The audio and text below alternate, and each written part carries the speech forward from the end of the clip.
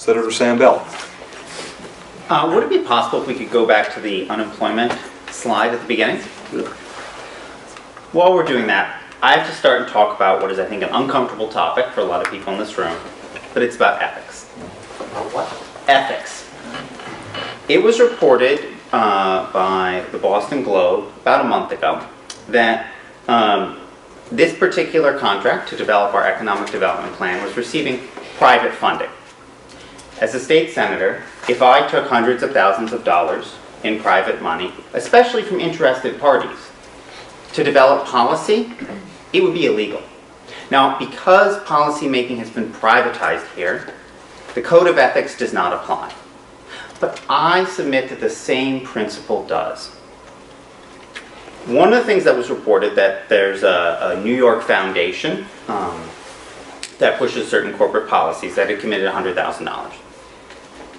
But it was also reported that there were conversations with the Partnership Rhode Island and both the Newport and Providence Chamber of Commerce to commit funding that would ultimately go to pay new localism advisors and Bruce Katz personally.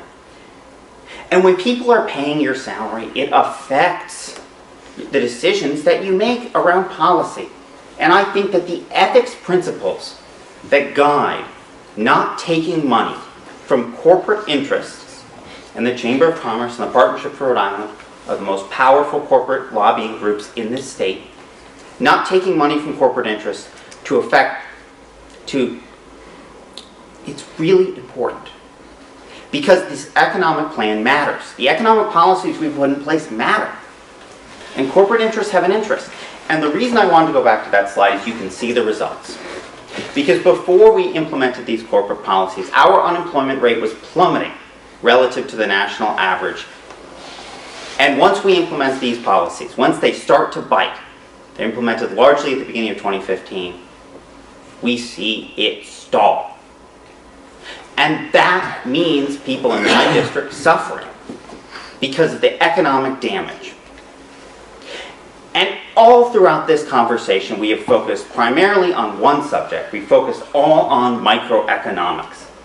The economy is not driven by one particular business deal or one particular regulation.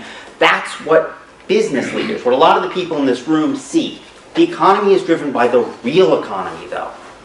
It's driven by stimulus, it's driven by aggregate demand. And the decision that was made that hurt this economy most was to pay for those tax cuts, to pay for those business incentives. We eviscerated Medicaid. We lost tons of federal money. And that is where the multipliers are biggest when every robust academic study does it and looks at where the multipliers are largest. It's on programs like Medicaid.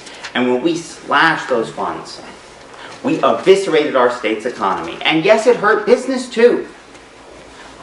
The nursing home in my district that shut down is a business. The hospitals that are getting bought out by out-of-state corporations, that are laying off staff, that are experiencing massive labor strikes, and in one case shutting down, those are businesses too. And the hospitals that are going to shut down will cost thousands and thousands of jobs if we don't do something about this.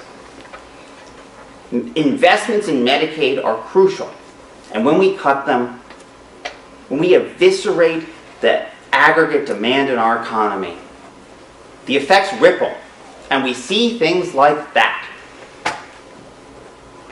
So, I am hoping a couple of things. One, I'm hoping the Chamber of Please Commerce... conclude your comments with your final set of statements, if you would. Yes. You're at the end of your 2 minutes. Thank you so much. I'm hoping that the Chamber of Commerce will have the integrity to not put up cash, to not exploit this privatization loophole in the Code of Ethics. And the same with the Partnership for Rhode Island. And I hope that if they do, you'll have the integrity to return it. And finally, I hope that if we start thinking about this, instead of thinking about corporate policy, instead of thinking about corporatist changes to microeconomic policy, we do something about aggregate demand, we do something about macroeconomics so that we can actually grow our economy, and so that the graph doesn't look like that. The line goes back and starts rising relative to this country as a whole instead of stagnating from rapid growth. Well, look, I've been working in this field for 30 to 35 years, and I do my work independently, objectively, so I am offended if you think that any investment in work I do has any effect on my ultimate conclusions and findings. If you want to have a conversation about what drives economic growth from an inclusive perspective, sustainable perspective, innovative perspective, happy to have that conversation. But I've been working in this field for 35 years. And I will stand by everything that I've done. So do not make an accusation like that without any evidence whatsoever. Do you deny that This is not a back and forth, Senator, but we would welcome a sidebar as we've expressed for other people on other subjects. So it's not a back and forth, but thank you, Senator. Okay. Appreciate it very much.